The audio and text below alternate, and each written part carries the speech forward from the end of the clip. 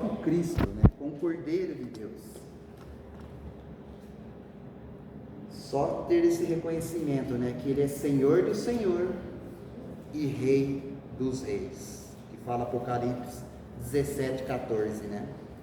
Isso não acontecerá com o mundo, até que aconteça, esse final aqui, nada acontecerá com o mundo, sem primeiro acontecer com nós, com a igreja, com a noiva de Cristo, né? Faz muito sentido. Isso não acontecerá com o mundo, até que aconteça conosco. Não podemos fazer discípulos de todas as nações, até que faça uma obra dentro de nós.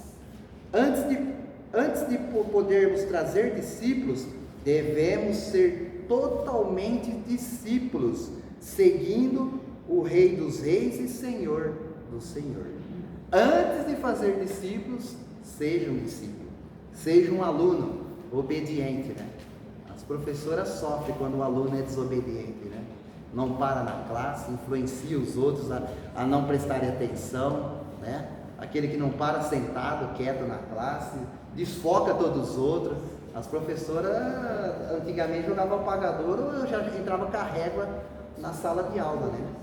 Porque a distração tira o propósito, né? O propósito do ensino, o propósito de se apropriar daquilo que Deus quer, né? Então, ser um aluno é ser um discípulo de Cristo, né?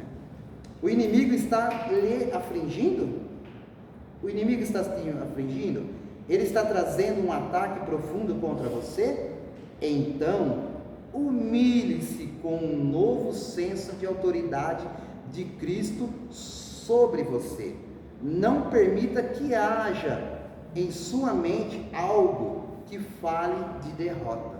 Você viu? Esqueça do inimigo, né? Se aprofunde em Deus, se humilhe em Deus. Permita que haja em sua mente, não permita que algo haja em sua mente, algo que fale de derrota, né? Tudo o que acontecer fará com que o Senhor seja maior aos seus olhos. Deus tem um motivo, Satanás tem outro, e ele gostaria de destruir você. Por isso, ele vem contra você e o faz passar por muitas coisas. Mas Deus diz: todas as coisas cooperam para o bem daqueles que o amam. Tudo coopera. Daqueles que são chamados segundo o meu propósito. Amém? Romanos 8:28. Eu não estou preocupado com o que o diabo está tentando fazer, ou falando, né? Na verdade, ele está servindo a Deus. Ele está servindo a Deus, embora não intencionalmente. Estou mais preocupado com o que Deus quer realizar por meio das coisas do que o diabo está fazendo, né? Satanás não está apenas provocando você um pouquinho. Ele não está apenas provocando você um pouquinho. O seu propósito é mortal. Ele destruirá todos nós. Ele destruiria todos nós, se pudesse. Se pudesse, mas não pode, né? Um filho de Deus não, né? O mundo, né? Quem está vivendo o mundo está aberto para o engano. Está vivendo o engano. Está no engano, né? Mas os filhos de Deus não. Se ele pudesse, né? Mas Deus estabelece limites para isso. E ele nos diz: eu vou distorcer o que o diabo está tentando fazer. E isso funcionará para o seu bem. Tudo vai cooperar para o bem. Porque vocês me amam e são chamados de acordo com o meu propósito. Depois de passar por algumas situações muito difíceis e pela guerra espiritual, você terá se humilhado perante o Senhor. E esse espírito humilde e quebrantado diante do Senhor é algo que Ele insiste. É algo que Ele insiste, né?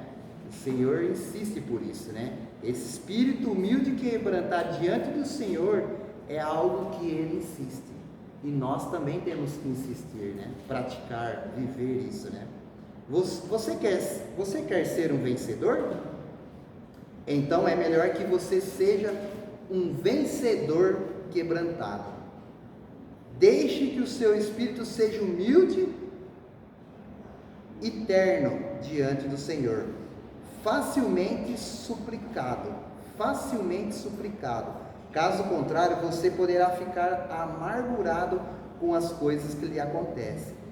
Uma coisa é verdade sobre o quebrantamento: você não pode ser verdadeiramente quebrantado sem ter uma revelação maior da grandeza do Senhor. E é verdade, né? As pessoas que viram a glória, viram a manifestação, elas se sentiram como mortas, né? João lá em Apocalipse 1:17, Isaías 6, né? Morreu o rei Uzias, e eu vi a glória de Deus, né? Pecador que sou, quer dizer, sentiram quebrantamento, como mortos, homens vivendo, mas se sentindo mortos diante da presença de Deus, né? O quebrantamento surgiu através daquela exposição a Deus, né? E é o que ele fala: você não pode ser verdadeiramente quebrantado sem ter uma revelação maior da grandeza do Senhor. Você precisa vê-lo como o Senhor dos exércitos, com toda a autoridade nos céus e na terra, né? Senhor dos senhores. Como dono do céu e da terra, né? Como dono do nosso coração. Grande parte do que o Senhor Jesus Cristo realmente é para você é determinado pela revelação que Ele faz de si mesmo para você.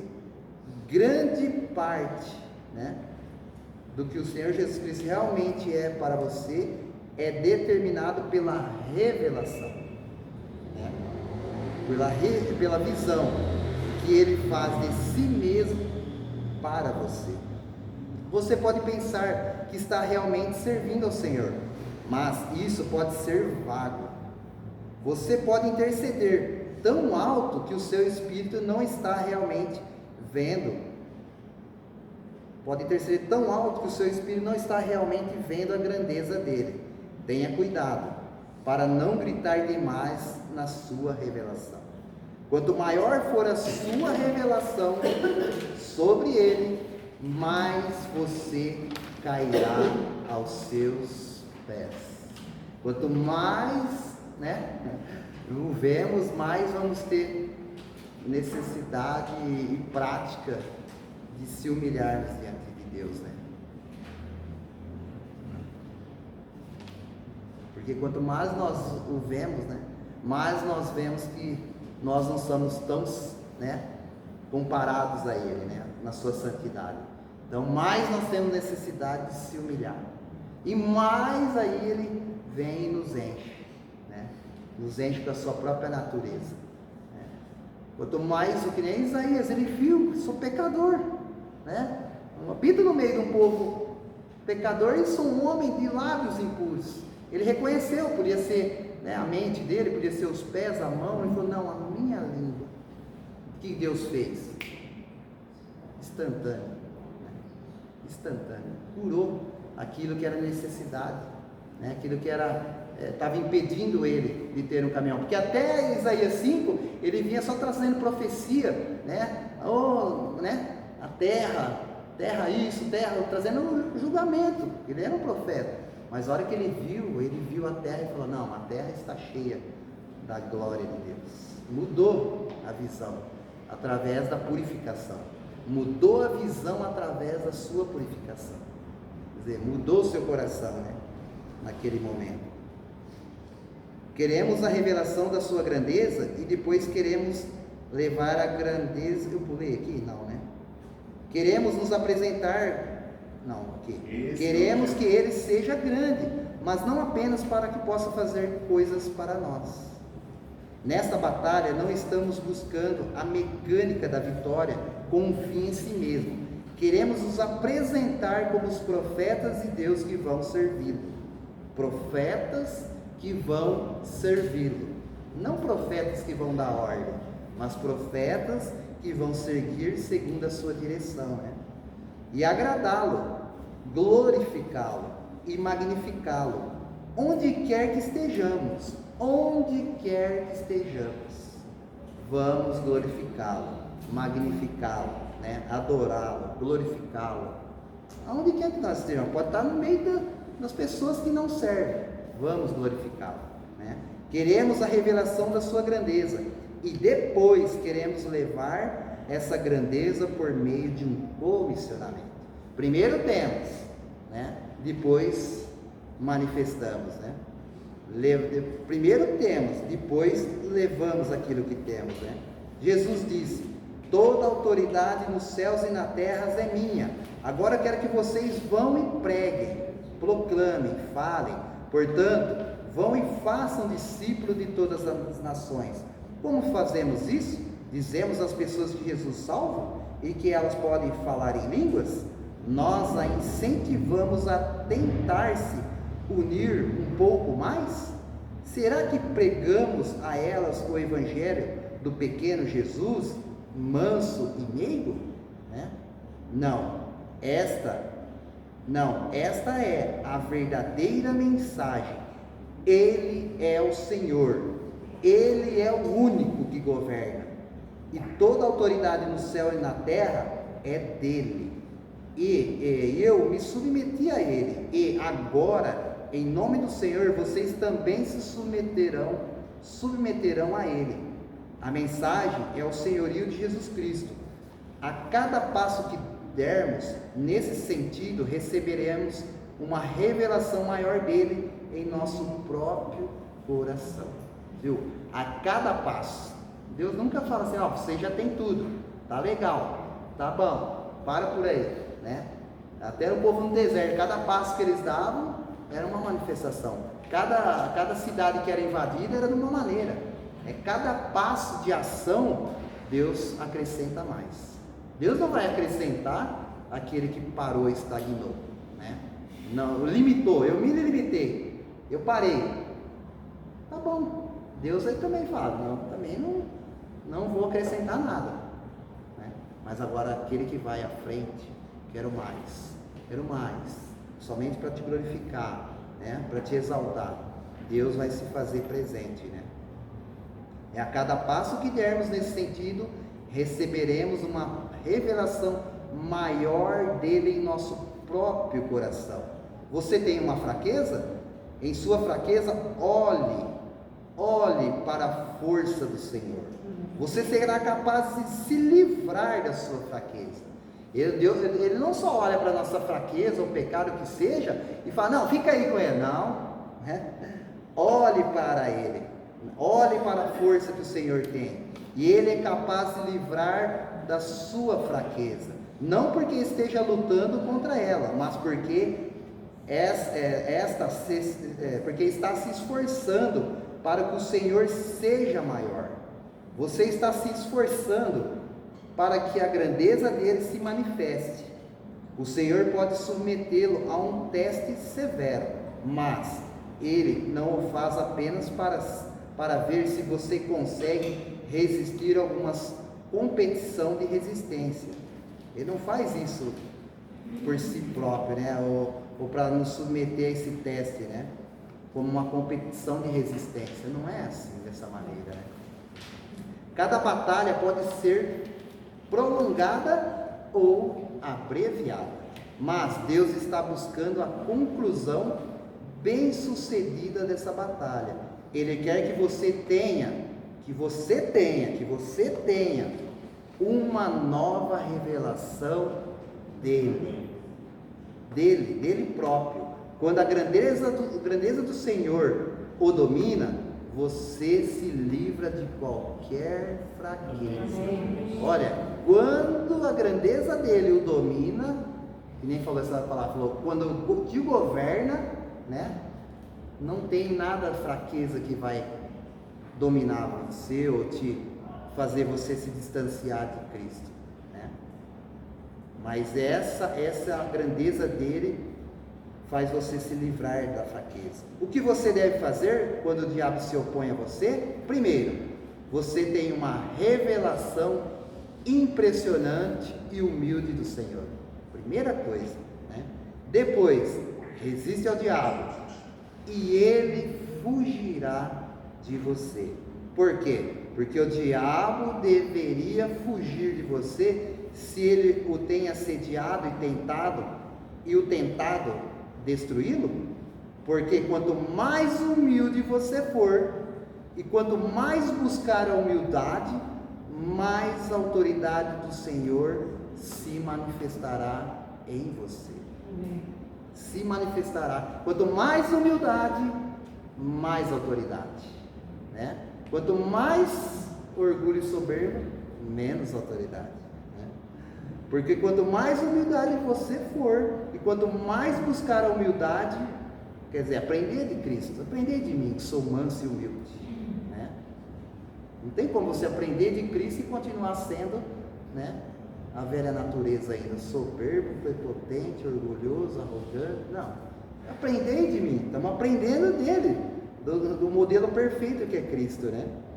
Você não está apenas ciente, porque quanto mais humilde for, quanto mais buscar a humildade, mais a autoridade do Senhor se manifestará. Você não está apenas ciente dela, você está coberto dela. Não é só na mente, é um revestimento completo dessa humildade. E na verdade você está caminhando nela, exercendo essa autoridade. Quando você se humilha perante o Senhor, a revelação da sua grandeza e autoridade vem a você.